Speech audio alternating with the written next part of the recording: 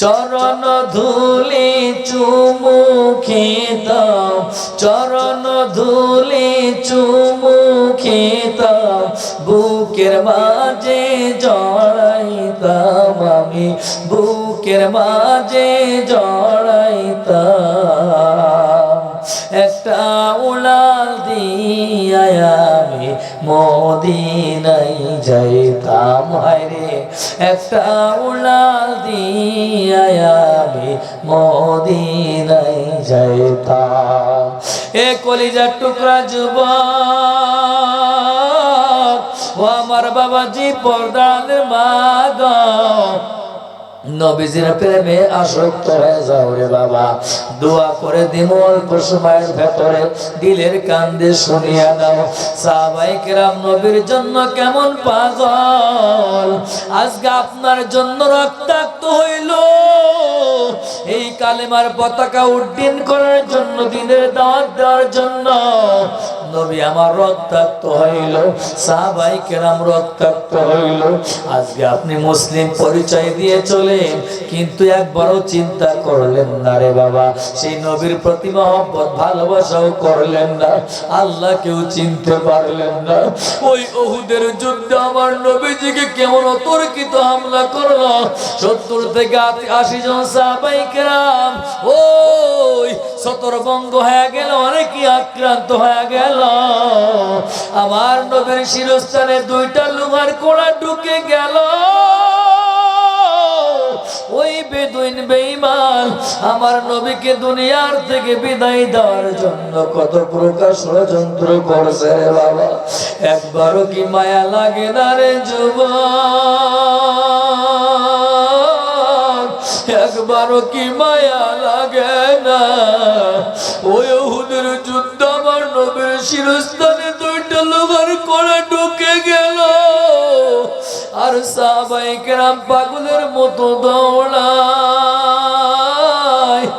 এক পাশ থেকে আবু বাইদা ইবনুল জাররাহ, পাশ থেকে আবু বকর সিদ্দিক রাদিয়াল্লাহু তাআলা। কেমন প্রতিযোগিতা শুরু হয়ে গেল নবীর দর্শন নেওয়ার জন্য। আর আমরা বিপদ দেখলে দূরে সরে যাই, আল্লাহর দ্রোহী কথা বললে তাকে সরিষার তেল দিয়ে ঘুমাই। নবীর দুশমনি করলো, আমাদের কোনো টেনশন নাই, আর সাহাবায়ে কেরাম নবীর কাছ থেকে সরে নাই। এ কলিজার টুকরা বন্ধু যুবক, আমি আপনার মতো একটা যুবক সন্তান পায়ে ধরে বলিয়া যাই, যদি মুমিন হতে চাও, যদি জান্নাতে যেতে চাও, দিলের কান দিয়ে শোনো সাহাবায়ে কেরাম কেমন মহব্বত করলো। আবু বাইদা ইবনুল জাররাহ আবু বকরকে ডাক দিয়ে বলে, ও ভাই অনেক দর্শন নিয়েছেন, আমরা সুযোগ পাই নাই, আজকে সুযোগ পেয়েছি, আপনি সাইড হয়ে যান, আমাকে একটু সুযোগ করিয়া দেন। আবু বাইদা ইবনুল জাররাহ আমার নবীকে জড়াইয়া ধরলো, নবীকে জড়াইয়া ধরিয়া নিজের গালটা আলগা করিয়া দাঁত দিয়ে কামড় দিয়ে শিরস্থানের লোহার কড়া উঠাইতেছে। ঘোষণা করলেন তাদের জন্য আল্লাহ কি মেসেজ পাঠিয়ে দিলেন, কি বার্তা দিলেন। আল্লাহ বলেন,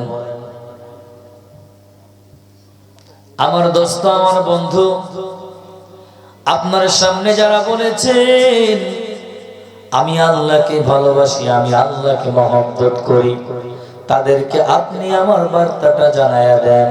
কুল, হে নবী আপনি বলিয়া দেন, ইন কুনতুম তুহিব্বুনাল্লাহ, যারা আমি আল্লাহকে ভালোবাসার স্লোগান দিয়েছে তাদেরকে আপনি জানায়া দেন, ফাত্তাবিউনি, তারা যেন আপনি নবীকে ইত্তেবা করে নেয়, আপনি নবীকে ভালোবেসে নেয়। সুবহানাল্লাহ। তাহলে আমি কি তাদেরকে ঘোষণা করালাম? ইহবিবকুমুল্লাহ, যারা এই কথার সাথে একমত, যদি ইত্তেবা করে নিতে পারে, আমি আল্লাহ ঘোষণা করলাম ইহবিবিকুমুল্লাহ, আমি আল্লাহ তাদেরকে ভালোবেসে নিলাম। সুবহানাল্লাহ। কান না। তাহলে আমরা ভালোবাসার পাত্র পাত্রী হতে চাই কি চাই না? চাই। সবাই সবাই চান। শুধু এই ভালোবাসার স্লোগান দিয়ে ক্ষান্ত নাই। আল্লাহ বলেন ওয়ায়াগফির লাকুম যুনুবাকুম আল্লাহু গফুরুর রহিম। ওয়ায়াগফির লাকুম যুনুবাকুম, আমার আল্লাহ বলে আমি ওই সকল বান্দা বান্দীদেরকে আমি আল্লাহ মাফ করে দিলাম। সুবহানাল্লাহ। মাফ করার মালিক কে? চিল্লায় বলেন। আমার একটু মজা দেন, আমি মজা পাই না কথা না বললে। মাফ করার মালিক কে? আরো জোরে বলেন কে? আল্লাহ বলেন আল্লাহু গফুরুর রহিম। আমার আল্লাহ বলেন বান্দা আমি আল্লাহ মাফ করে দিলাম, আগে ঘোষণা করলাম, পরের অংশে আমি আল্লাহ জানায় দেই মাফ করার মালিক তো আমি একমাত্র আল্লাহ। আমি আল্লাহই বলে দিলাম যদি আমার বন্ধুকে ইত্তেবা করতে পারো, অনুসরণ অনুকরণ করতে পারো, আমি আল্লাহ যাদেরকে ভালোবাসার স্লোগান দিল, যারা দিল, আমি আল্লাহ তাদেরকে ভালোবেসে নিলাম, আমি আল্লাহ তাদেরকে মাফ করে দিলাম, আমি আল্লাহই ক্ষমা করনেওয়ালা। চিল্লায় বলেন সুবহানাল্লাহ। হর কে দারাত খাউফে হাকদার দিল মদম জান্নাতুল মাওয়াদেহুরা বাকা। আল্লাহ মাফ করলে জান্নাত না জাহান্নাম? বলেন সবাই, আরো জোরে বলেন। জান্নাত পেতে সবাই চান তো? কারা কারা চান হাত উঁচা করে দেখায়া দেন। আল্লাহ কবুল করে নেন। যারা জান্নাত পেতে চাও আল্লাহ তাদেরকে গাইডলাইন দিয়েছে। যদি ভালোবাসতে চান গাইডলাইন আল্লাহ দিয়েছেন, ওয়ামা আতাকুমুর রাসূলু ফাখুযু ওয়ামা নাহাকুম আনহু ফান্তাহু ওয়াত্তাকুল্লাহ।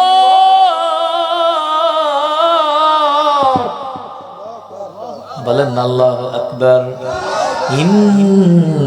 ইন্নাল্লাহা শাদীদুল ইকাব। এই কালামে জিন্দা কুরআনে হাকিম, হিকমতে উলায়া জালসতা কদিম, জামিউল ইলম ফিল কুরআনে হাকিম, তাকাসরাত আনহু আফহামুর রিজালি, বাখা কুরআন কালামুল্লাহ বাশনা কদিমাস্তি কদিমাস্তি নাইনা। এ প্রাণের প্রিয় যুবক ও আমার বাবাজি, পর্দার মা গো, আমার আল্লাহ জানায় দেয় যারা আমি আল্লাহকে পেতে চাও, আমার বন্ধুকে যারা ভালোবাসার স্লোগান দাও, আমি আল্লাহ তাদেরকে জানায় দেয় আমাতাকুমুর রাসূল ফাখুযু। আমার বন্ধুর মাধ্যমে যা তোমাদেরকে দুনিয়ার জমিনে আদেশ করলাম গ্রহণ করে নাও। আমি আল্লাহকে যদি পেতে চাও, আমার বন্ধুকে যদি পেতে চাও, আমা নাহাকুম আনহু ফান্তাহু, আমি আল্লাহ আমার বন্ধুর মাধ্যমে যা নিষেধ করেছি এইটা তোমরা ছেড়ে দাও। ওয়াত্তাকুল্লাহ, আমি আল্লাহকে ভয় করে নাও। আদেশ মানলেন, নিষেধ ছাড়লেন, আল্লাহকে ভয় করলেন, তাহলে আপনার জন্য জান্নাত। আর মানলেন না, মানলেন না, মানলেন না, ইন্নাল্লাহা শাদীদুল ইকাব।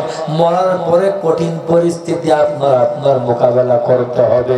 যেই পরিস্থিতি মোকাবেলার সক্ষমতা দুনিয়ার কোন মানুষকে আল্লাহ দেন না। বুঝেন কিছু? এই জন্য প্রত্যেকটা বান্দাকে বলিয়া যায়, মুখে মুখে ভালোবাসার স্লোগান দিলে কোনো লাভ নাই। বাস্তবতা দেখাইতে হবে, দৃশ্যমান দেখাইতে হবে। মুখে মুখে ওই রকম নবীর সামনে যারা দিয়েছিল ওই রকম দিয়ে লাভ নাই, আবার পেছনে যাইয়া নবীর দুশ্মনী করবেন এটাও দরকার নাই। ও আল্লাহর বান্দা, মুসলমান পরিবারে জন্মগ্রহণ করেছো, প্রকৃত যদি মুসলমান হতে চাও, মুমিন হতে চাও, আজকে এই ময়দান থেকে আলাদা করিয়া নিবা। সাহাবায়ে কেরাম জীবনের থেকেও নবীজিকে ভালোবাসতে, মহব্বত করছে। আমরা সাহাবায়ে কেরামের অনুসৃত পথে চলতে চাই, আমরাও আমাদের জীবন থেকে এই মহব্বত করব, তাহলে আপনি আমি আমরা মুমিন হতে পারব। দলিল কি?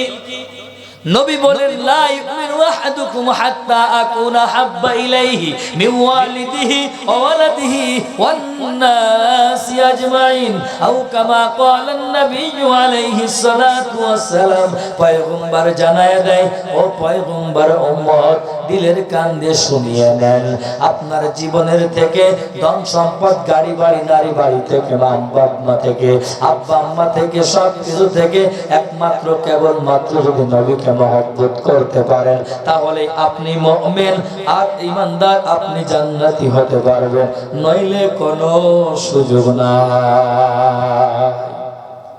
আমার থেকে দামি না কম দামি ওমর? বলেন সবাই। ওই খলিফাতুল মুসলিমিন আমার মতো নাকি আপনার মতো নাকি? কেমন কেমন বর্ণনা দেওয়ার সুযোগ নাই। মুসলমান কালেমা হওয়ার আগে ওমর ওই সমাজের শ্রেষ্ঠ বীর পুরুষ, সাহসী সন্তান। আবার মুসলমান হওয়ার পরেও ওমরকে দেখলে মানুষ তো জানতাম শয়তান ভয় পাইতো। প্রমাণ আছে না নাই? এই ওমর ঘরে আর ফেরে আর বলে, ও নবী, আমি আপনাকেই মহব্বত করি, আপনাকেই ভালোবাসি, আপনাকেই আমি একমাত্র ভালোবাসি। আমার নবী প্রশ্ন করলো, ওমর, এই হাদিসের ব্যাখ্যায় গিয়ে পাবেন রে বাবা, ওমর তুমি কেমন ভালোবাসো? ওমর বলে, সব কিছু থেকে ভালোবাসি, সব কিছু থেকে ভালোবাসি। ওমর, তোমার কাছে আমার প্রশ্ন, তোমার জীবনের থেকে আমাকে ভালোবাসতে পারছো কিনা? খলিফাতুল মুসলিমিন ডাক দিয়ে বলিয়া দেয়, আমি এখনো আমার জীবন থেকে ভালোবাসতে পারি নাই। আমার নবী বলেন, লা তুমিন, তুমি এখনো মুমিন হতে পারো না। বুঝেন? উমরকে বললেন, এখনো তুমি মুমিন হতে পারো না, কারণ জীবন থেকে ভালোবাসতে পারো নাই। বুঝে? আজকে যে মাহফিলটা হচ্ছে, এটা ভালোবাসার বহিঃপ্রকাশ, সেই নবীজির আদর্শ প্রতিষ্ঠার জন্য। এটাই বাস্তবতা। সন্তান হাফেজে কোরআন হয়েছে, কোরআন নবীর মাধ্যমেই আল্লাহ তাআলা দুনিয়ায় বিচরিত করেছেন। কথা বোঝেন নাই? ফেরেশতার মাধ্যমে পাঠিয়ে দিয়েছেন। এই কোরআনে অনেক লম্বা চওড়া ইতিহাস। ওই দামেস্ক, ওই মিশর, ওই বাগদাদ, ওই করাচি, ওই দিল্লি, ওই বাংলাদেশ, হাটহাজারি, চরমোনা, সরসিনা ইত্যাদি ইত্যাদি। এটা কোরআনের সফর। সেই নিয়মে আজকে যেখানে মাহফিল করছে, এখানেও একজন হাফেজে কোরআন হয়েছে, অনেক সন্তুষ্ট। এই যে নবীর ভালোবাসার বহিঃপ্রকাশ আপনাদেরকেও থাকতে হবে। ও আল্লাহর বান্দা, যদি রাখতে পারেন, মুমিন হতে পারবেন, ঈমানদার হতে পারবেন, মুত্তাকি হতে পারবেন, জান্নাতি হতে পারবেন।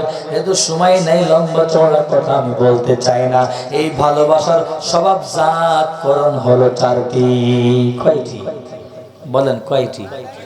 এক নম্বরে সৌন্দর্য, দুই নম্বরে গুণাবলী, তিন নম্বরে আত্মীয়তা, চার নম্বরে অনুগ্রহ।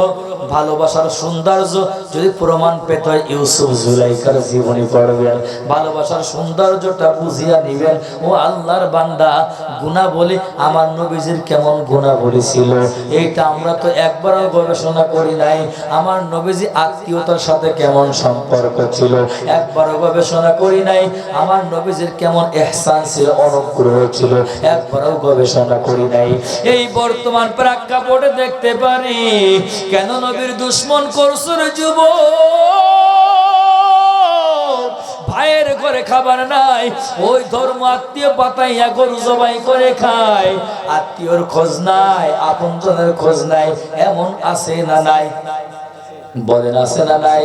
তাহলে কি আপনি নবীর আশিক হতে পারলেন নাকি? না না না না, আপনি হইতে পারলেন না। এই চারটে বিষয় আলোচনা করার সময় নেই, সুযোগ নাই রে বাবা। এতটুকু কয়েকটা হাদিসের বাংলা অর্থ আমি বুঝাইয়া দিয়ে চলে যেতে চাই। সবাইকে বলবো, যদি মুমিন হতে চাও, পয়গম্বরকে জীবনের থেকে ভালোবেসে নাও, আমার আল্লাহকেই পেয়ে যাবে। আল্লাহ কবুল করে নেন, বলেন আমিন। রাস্তায় জন্য দেখায়া দিয়েছেন আল্লাহ, ইয়া আইয়ুহাল্লাযীনা আমানু আতিউল্লাহ ওয়া আতিউর রাসূল ওয়া উলিল আমরি মিনকুম। আল্লাহর আনুগত্যশীল হয়ে যান, রাসূলের অনুকরণশীল হয়ে যান। ওয়া উলিল আমরি মিনকুম, ভালো মানুষের নেতৃত্বে জীবন পরিচালনা করেন। যে ব্যক্তি সঠিক পথ দেখায়, সত্য পথ দেখায়, ভালো দিক দেখায়, এই রকম ব্যক্তিদের সান্নিধ্যে চলিয়া যান। দেখবেন আপনিও নবীকেও চিনতে পারবেন, আল্লাহকেও চিনতে পারবেন, তাতে করে কোনো সন্দেহ নাই, ঠিক কিনা? যারা চিনছিল তারাই ধন্য হয়েছে রে বাবা। আজকে আফসোস লাগে, মুসলিম পরিবারে জন্মগ্রহণ করলাম, নবীকে চিনলাম না, আল্লাহকে চিনলাম না। অনেক বেধর্মী পরিবারের সন্তান গবেষণা করে কালেমা পড়ে মুসলমান হইয়া জান্নাতি হয়ে গেল, এমন প্রমাণ আছে না? না, ওই পত্তলিকদের পক্ষ থেকে হুদাইবিয়ার সন্ধির সময় একটা কথা, এই বিষয়বস্তু আলোচনা, একই আলোচনা তা আসছে। উনি অনেক দরবারে গিয়েছে, রোম সম্রাট, পারস্য সম্রাট, আবেসিনিয়ার দরবারে যাইয়া দেখে, এবং সর্বশেষ আমার প্রিয় নবী সাল্লাল্লাহু আলাইহি ওয়াসাল্লামের দরবারেও গিয়েছে। তা গবেষণা করে ঘোষণা করছে, অনেক দরবারে গেলাম, রাজা বাদশার দরবারে গেলাম, কিন্তু মুহাম্মাদের দরবারে গিয়ে দেখলাম তারা যতটা অনুকরণশীল, অনুসরণশীল ভালোবাসা, এটা আর পৃথিবীর কোন দরবারে দেখি নাই। চিল্লায় বলেন সুবহানাল্লাহ। বলছেন কে? পত্তলিকদের পক্ষ থেকে রাষ্ট্রদূত। আমাদের দেশে আছেন, এক দেশ থেকে দেশের রাষ্ট্রদূত যায় না, এরকম তিনি বলছেন। বুঝেন কিছু? আপনাকে গবেষণা করে কি পরিমাণ প্রশ্নবোধক চিহ্ন কি দেখলেন? উনি বলেন, আমি আমার ওই মুহাম্মাদের দরবারে গিয়ে সামনে বসলাম, তার অনুসারীরা সামনে এরকম, এই থুতু মুবারক যদি মুখমণ্ডলে মাখতে পারে, ওই শরীর কখনো জাহান্নামের আগুনে পড়বে না। এই জন্য থুতু মুবারকটা ধরার জন্য প্রতিযোগিতা শুরু করছে। চিল্লায় বলেন সুবহানাল্লাহ।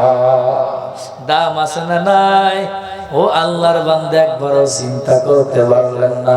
বক্তব্য দিচ্ছে, বর্ণনা দিচ্ছে পত্তলিকদের পক্ষ থেকে রাষ্ট্রদূত এসে, আর আমরা মুসলমানের সন্তান, আমরা আমার নবীকে চিনতে পারলাম না। আমার মতো দুর্ভাগা, হতভাগা আর কেউ হতে পারে না রে বাবা। আরো কত কিছু হাদিসের অর্থগুলো বললে শেষ হবে না। দর্শন নেওয়ার জন্য সাহাবায়ে কেরাম কেমন পাগল হয়ে থাকতো। নবী বসলেন, অনেক সাহাবায়ে কেরাম নবীর সামনে জড়ো হয়ে গেল। আব্দুল্লাহ ইবনে জুবাইর রাদিয়াল্লাহু তাআলা আনহু নামে এক সাহাবী পয়গম্বরের দর্শন নেওয়ার জন্য অপেক্ষমান হয়ে থাকতো। পয়গম্বর শরীর থেকে রক্ত মুবারক বের করেছেন কিছু।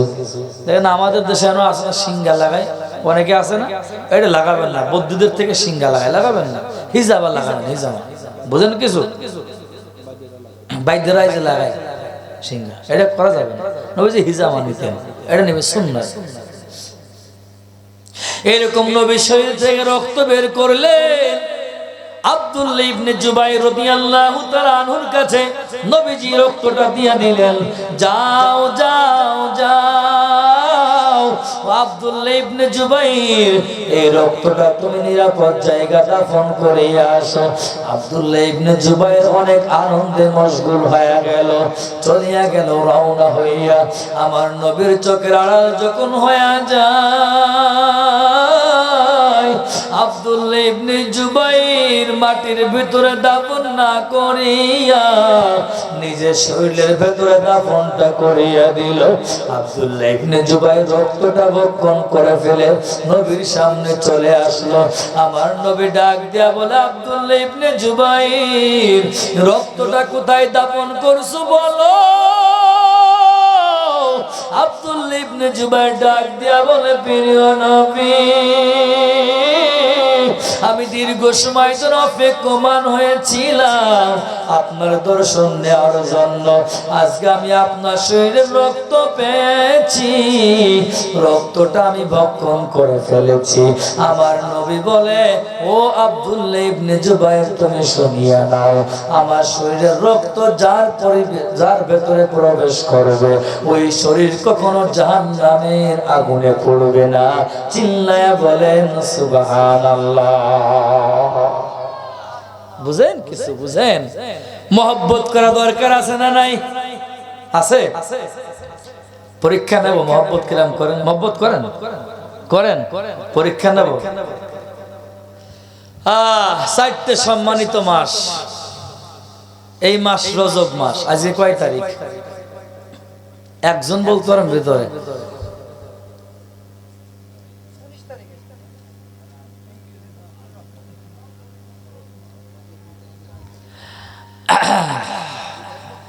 পরীক্ষা হয়েছে দেখছেন? তবে কিছু কিছু মানুষ চিন্তা করে, এই জন্য মত প্রকাশ করছে, ধন্যবাদ জানাই। এগুলো আমি তো শহরে একটা বড় মসজিদে জুম্মা পড়াই, এরা জানে, মাঝে মাঝে এসব আলোচনা করি। রায় থেকে তো কি গল্প করবো আর। তাই একজন শিক্ষিত এসে করছে যে আমি এরকম বলছি যে এরকমের, এটা তো জানা দরকার। তা কয় যে হুজুর, ইংরেজি তো ইন্টারন্যাশনাল জানলেই হয়। তাই বললাম যে এটা ভালো কথা, ইন্টারন্যাশনাল জানলেই হয়। তাই এটা তো শুধু দুনিয়ার জন্য প্রযোজ্য, আর যেটা কবরে গেলেও লাগবে, দুনিয়াও লাগবে। এইটা কোন ইন্টারন্যাশনাল একটু বলেন তো? কথা বলে না। তাই যে কেমন? তাই বললাম যে 3টা প্রশ্ন করবে আল্লাহ তাআলা, আমার রব্বুকা কি, নবী রব কে, নবী কে, দিন কি। এগুলো তো বাংলায় করবে না, এগুলো ইংরেজিতেও করবে না, আরবিতে করবে। তাই তো? কি বাবা ভুল বললাম? তাহলে এবার দুনিয়াতে যদি আপনি আল্লাহকে পেতে চান, মুসলমান দাবি করেন, তাহলে তো কুরআন না শিখলে নামাজ হবে, কোন ইবাদত কবুল হবে? তাহলে দুনিয়াও লাগলো, পরকালেও লাগলো। তাহলে আপনার কিসে ইংরেজি ক্রাইম ইন্টারন্যাশনাল হইল? আর কথা বলে না। তা আমাদের অবস্থা হয়ে গেছে ওই ইন্টারন্যাশনালটাই জানে, বাংলাও কইতে পারে না। অথচ এটা ফরজে কেফায়। জানাজা আমরা ইবাদত করি না, জানাজা এরকম ফরজে কেফায়, একজন আদায় করলেও হয়ে যায়। 3 জনের নিচে তো একজন দাঁড়ানো যায় না নামাজের সূরাতে, তাই না? যদি দুয়ার বসিস, ঠিক এটা ফরজে কেফায়া। ফরজ অর্থ আবশ্যক, কেফায়া অর্থ যথেষ্ট। এক এলাকার ভেতরে যদি কেউ না জানে, সবাই গুনাহগার হয়। চন্দ্র মাসের হিসাবটা যদি এক এলাকার ভেতরে কেউ না জানে, সবাই গুনাহগার হয়। কথা বুঝেন? তো রাখার দরকার আছে না নাই? এতগুলি মানুষ কেউ বলতে পারবো না। চিন্তা করছেন, এক বাবা কাছাকাছি চলে গেছে, হিসাবটা রাখে। তো আজকে 20 তারিখ। যাই হোক, আমি ওইটা বলার মুখ্য উদ্দেশ্য না। যেই যে মাস আছে, সম্মানিত মাস, নবীজি এই মাস খালি দোয়া করতেন, খালি দোয়া করতেন। হিংসা, বিদ্বেষ, হাঙ্গামা, দাঙ্গামা, মারামারি, হানাহানি ইত্যাদি সব দূরে ফেলে দোয়া পড়ছেন। দোয়া পড়ছেন এই মাসে, দোয়া পড়ছেন? তাও নাই, পড়ে নাই। সবাই তুলে একবার অন্তত পড়ে নেন, আমরা যদি দিনে কি হয়। আল্লাহুম্মা বারিক লানা ফি রজব ওয়া শাবান ওয়া বাল্লিগনা রমাদান। নবী আমার আল্লাহর কাছে হায়াত চাইতেন, বরকত চাইতেন, রহমত চাইতেন এই মাসের ভেতরে। বাবা ও পয়গম্বর উম্মত, এই জন্য এই মাসের ভেতরে বেশি বেশি নফল ইবাদত করবেন, কোরআন তিলাওয়াত করবেন, অন্তত সপ্তাহে 2টা দিন হলেও রোজা রাখবেন, বৃহস্পতিবার, সোমবার। ও আল্লাহর বান্দা, এই যে হিসাবটা রাখলেন না, তার মানে বোঝা গেল নবীর আশিক হইতে পারলেন না, নবীকে মহব্বত করতে পারলেন না। এ আল্লাহর প্রিয় বান্দা, অনেক গরিব মানুষ, রিক্সা চালক, ভ্যান চালক, নবীর প্রেমে কেমন পাগলের মতো ছুটছে। নবীকে বাংলাদেশে দেখতে পারে নাই, চলিয়া যায় সৌদি আরবে। এমন আল্লাহর বান্দা আছে না নাই? কারা কারা যেতে চান নবীকে দেখার জন্য? কারা কারা নবীর আশিক হতে চান? দুইটা হাত উঁচা করে দেখায়া দেন। আল্লাহু আকবার, আল্লাহু আকবার, আল্লাহু আকবার। আল্লাহ তুমি কবুল করে নাও। সবাই বলেন আমিন। যদি ছোট্ট একটা পাখি হইতাম, যদি ডানা ওয়ালা পাখি হইতাম, একটা উড়াল দিয়া আমি মদিনায় যাইতাম। হায়রে একটা উড়াল দিয়া আমি মদিনায় যাইতাম। এদিকে সেদিকে ঘুরে বেড়াইতাম মেলিয়া ডানা, যেথায় পড়ে ছিল নবীর কদমখানা। চরণ ধুলি চুমু খেতাম, চরণ ধুলি চুমু খেতাম, বুকের মাঝে জড়াইতাম আমি, বুকের মাঝে জড়াইতাম। একটা উড়াল দিয়া আমি মদিনায় যাইতাম। হায়রে একটা উড়াল দিয়া আমি মদিনায় যাইতাম। এ কলিজার টুকরা যুবক ও আমার বাবাজি পর্দার মা গো, নবীজির প্রেমে আসক্ত হয়ে যাও রে বাবা। দোয়া করে দিমু অল্প সময়ের ভেতরে, দিলের কান্দে শুনিয়া নাও। সাহাবায়ে কেরাম নবীর জন্য কেমন পাগল, আজকে আপনার জন্য রক্তাক্ত হইল এই কালেমার পতাকা উড্ডীন করার জন্য, দিনের দাওয়াত দেওয়ার জন্য। নবী আমার রক্তাক্ত হইল, সাহাবায়ে কেরাম রক্তাক্ত হইল। আজকে আপনি মুসলিম পরিচয় দিয়ে চলে, কিন্তু একবারও চিন্তা করলেন না রে বাবা, সেই নবীর প্রতি মহব্বত ভালোবাসাও করলেন না, আল্লাহকেও চিনতে পারলেন না। ওই উহুদের যুদ্ধে আমার নবীজিকে কেমন অতর্কিত হামলা করলো, 70 থেকে 80 জন সাহাবায়ে কেরাম ওই ছত্রভঙ্গ হয়ে গেল, অনেকে আক্রান্ত হয়ে গেল। আমার নবীর শিরস্থানে 2টা লোহার কোড়া ঢুকে গেল। ওই বেদুইন বেঈমান আমার নবীকে দুনিয়ার থেকে বিদায় দেওয়ার জন্য কত প্রকার ষড়যন্ত্র করছে রে বাবা। একবারও কি মায়া লাগে না রে যুবক? একবারও কি মায়া লাগে না? ওই উহুদের যুদ্ধ আমার নবীর শিরস্থানে 2টা লোহার কোড়া ঢুকে গেল। আর সাহাবায়ে কেরাম পাগলের মতো দৌড়ায়। এক পাশ থেকে আবু উবাইদা ইবনুল জাররাহ, পাশ থেকে আবু বকর সিদ্দিক রাদিয়াল্লাহু তাআলা। কেমন প্রতিযোগিতা শুরু হয়ে গেল নবীর দর্শন নেওয়ার জন্য। আর আমরা বিপদ দেখলে দূরে সরে যাই, আল্লাহ দ্রোহী কথা বললে তাকে সরিষার তেল দিয়ে ঘুমাই। নবীর দুশ্মনী করলো, আমাদের কোনো টেনশন নাই। আর সাহাবায়ে কেরাম নবীর কাছ থেকে সরে নাই।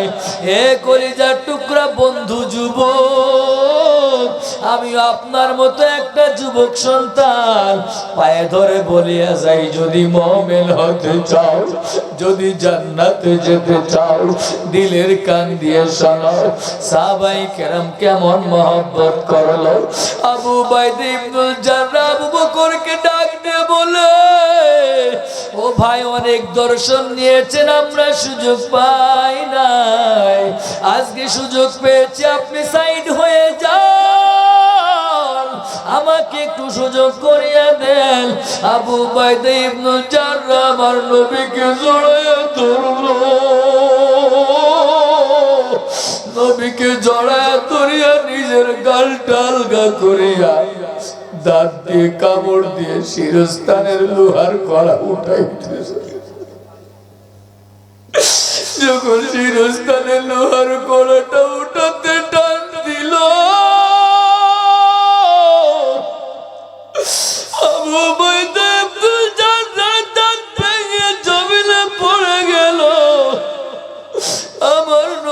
ডাক দিয়া বলে আবু উবাইদা ইবনে জাররা তুমি কি টের পাও না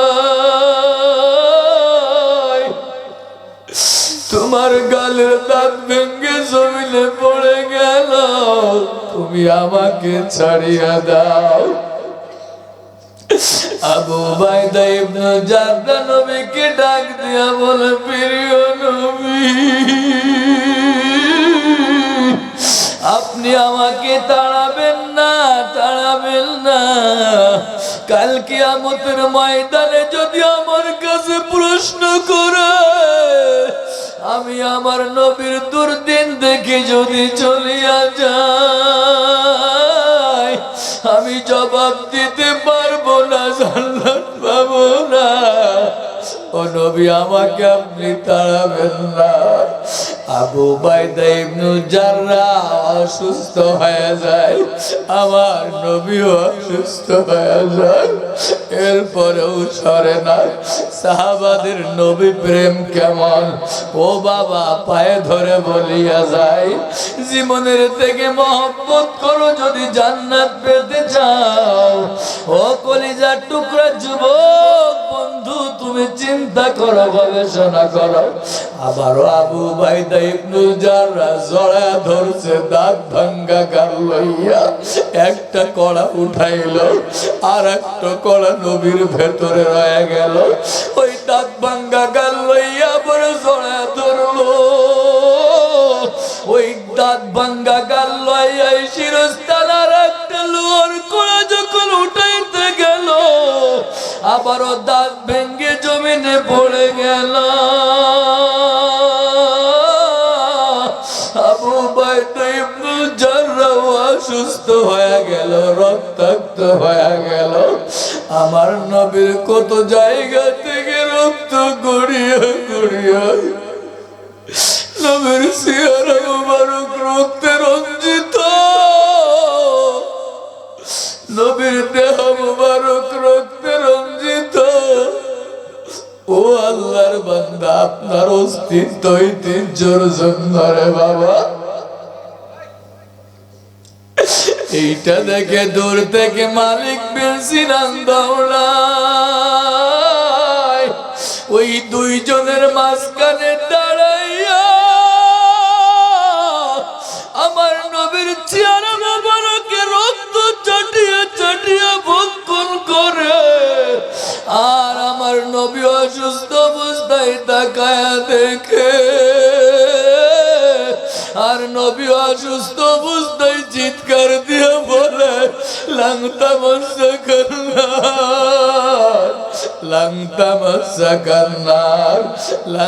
মাসাকান্নার আমার শরীরের রক্ত যারা ভক্ষণ করবে ওদের শরীর কখনো জাহান্নামের আগুনে পড়বে না সবাই চিল্লায় বলেন আল্লাহু আকবার ও কলিজার টুকরা যুবক ও আমার বাবা কেমন নবী প্রেম কেমন আনুগত্যশীল এই জন্য কলিজার টুকরা যুবকদের বলবো দাড়ি কাটিয়া নবীর কলিজায় আঘাত দিও না ও পর্দার আলের মা বেপরদাই চলিয়া আমার নবীর কলিজায় আঘাত দিও না দুনিয়াতে আগমন করলে গর্ত ঘুরে ফুটে রাখা হতো এই মর্যাদা পাইছো আমার নবীর জন্য সুতরাং ও মা বেপরদাই চলিও না দাউসের মতো চলিও না আইয়ামে জাহেলিয়াতের যুগের মতো চলিও না খবরদার খবরদার আজকে এই যে হাফেজে কোরআন ও মা তোমার পেটু হাফেজে কোরআন হবে আলেম হবে আব্দুল কাদের জিলানী হবে খাজা মঈনুদ্দিন চিশতি হবে আমি ওসমান গনি সাইফির মতো সন্তান আপনার পেটে হবে রে বাবা এই জন্য পায়ে হাত রেখে বলি